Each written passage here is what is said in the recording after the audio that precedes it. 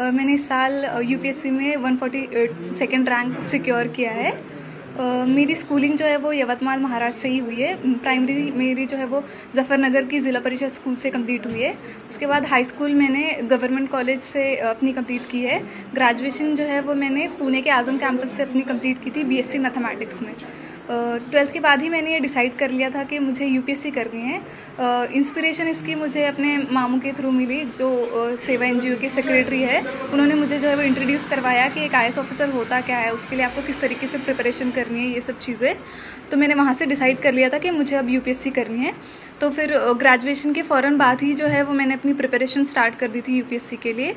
पहले मैंने जो है वो अपना फर्स्ट अटैम्प्ट मुंबई से दिया था, हज हाउस से। सेकेंड अटैम्प्ट के लिए से मैं दिल्ली चली गई, जिसमें हमदर्द स्टडी सर्कल से जो है वो मैंने अपना सेकेंड अटैम्प्ट दिया। और फाइनली जो मेरा ये वाला अटैम्प्ट रहा है, जिसमें मुझे फाइनली सक्सेस मिली है, वो मैंने जामिया मिल्लिया इस्लामिया से दिया है, आरसीए में। मेरी ये जो पूरी जर्नी रही है उसमें बहुत सारे उतार चढ़ाव रहे हैं, लेकिन जो है मेरी फैमिली का सपोर्ट बहुत ज़्यादा इसमें रहा है, स्पेशली मेरे पेरेंट्स का। मैं फाइनेंशियली थोड़े हम्बल बैकग्राउंड से बिलोंग करती हूँ। मेरे पापा जो है वो ऑटो रिक्शा ड्राइवर है, लेकिन फिर भी उन्होंने कभी मुझे ये एहसास नहीं होने दिया कि हमारे पास रिसोर्सेज की कमी है। उन्होंने हमेशा मुझे सपोर्ट किया है। मेरी जो मदर है, उन्होंने मुझे हमेशा सपोर्ट किया है।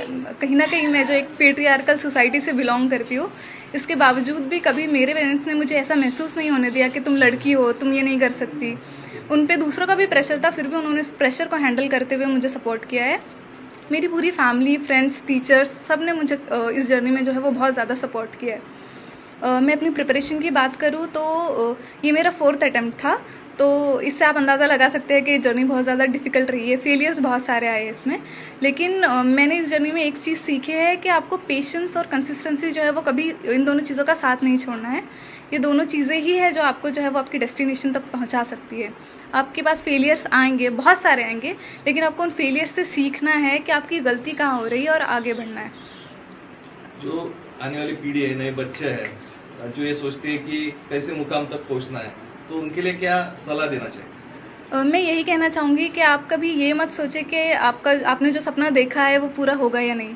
कभी कभार ऐसा होता है कि हमारे पास जो है वो बहुत सारे बैरियर्स होते हैं। कभी फाइनेंशियली जो है वो हम अच्छे स्ट्रॉन्ग बैकग्राउंड से बिलोंग नहीं करते, तो हम सोचते हैं हम कर नहीं पाएंगे, लेकिन कहीं ना कहीं से आपको सपोर्ट मिल ही जाता है। अगर मैं अपना एग्जाम्पल दूँ तो जो सेवा एनजीओ है, उसके थ्रू जो है वो मुझे बहुत फाइनेंशियली सपोर्ट मिला है। इस तरह से मदद जो है वो आती रही है। मेरे पेरेंट्स ने मुझे हमेशा बहुत ज़्यादा सपोर्ट किया है। तो आपको कभी अपने सपने का जो है वो छोड़ नहीं देना चाहिए, उसके लिए हमेशा कोशिश करती रहनी चाहिए।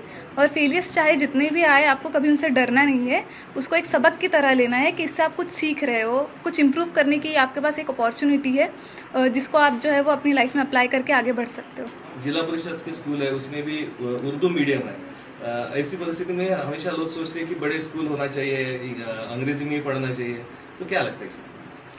ये मेरे हिसाब से ये बिल्कुल एक तरह का मिथ है। ऐसे कुछ नहीं होता है। अगर आप खुद हार्ड वर्किंग हो, अगर आप में उतना जज्बा है कि आपको अपनी लाइफ में कुछ करना है, तो आप कैसे भी हालात में जो है वो आगे बढ़ जाते हो। और स्कूल हमेशा से एक बहुत इंपॉर्टेंट पार्ट होता है आपकी लाइफ में कुछ सीखने के लिए। आप में खुद में वो जज्बा होना चाहिए कि आप उस अपॉर्चुनिटी को एक्सप्लॉइट कर पाए और उससे सीख पाए। अभी आईएएस तो आप बन गए हो, लेकिन क्या आगे करना चाहेंगे सोसाइटी के लिए? ये तो बस एक फर्स्ट स्टेप है, एक तरह से मीन्स है ये कुछ हासिल करने के लिए, कुछ पाने के लिए। तो ये एक तरह से मेरे लिए मीन्स है कि मैं सोसाइटी को सर्व कर सकूँ, सोसाइटी में जो अंडर प्रिविलेज्ड सेक्शन है उनके लिए कुछ कर सकूँ, स्पेशली गर्ल्स के लिए, क्योंकि मैं रिलेट कर सकती हूँ कि एक लड़की के लिए कितना मुश्किल होता है आगे बढ़ना और कुछ अचीव करना। तो मैं कोशिश करूँगी कि मैं एजुकेशन और हेल्थ केयर जो है उस पर ज़्यादा अपना फोकस करूँ और सोसाइटी के लिए कुछ कर पाऊँ। हमने सुने कि आपका खुद का घर भी नहीं है, तो पढ़ाई के लिए जैसा जो भी बोलना है बाकी बच्चों को, बहुत सारे लोग बोलते हैं कि भाई पैसा लगता पढ़ाई के लिए वगैरह, तो उसके बारे में आप क्या बोलना चाहेंगे? देखिए, ये सारी तो सेकेंडरी चीज़ें होती है। आपको खुद का घर चाहिए, पैसा चाहिए, ये सब होते हुए भी अगर आपके पास अपना खुद का ही कोई जज्बा नहीं है आगे बढ़ने का, आप में खुद में ही वो लगन नहीं है कुछ करने की, तो आप कुछ नहीं कर सकते। अगर आपके पास वो जज्बा है, अगर आप जो है वो हार्ड वर्किंग है, अगर आप सोचते हैं कि आप कुछ अचीव करना चाहते हैं और उसके लिए कोशिश करते हैं, तो फिर रिसोर्सेज तो कहीं ना कहीं से आ ही जाते हैं। हम ऐसी सोसाइटी में रहते हैं, इसके लिए हमें ग्रेट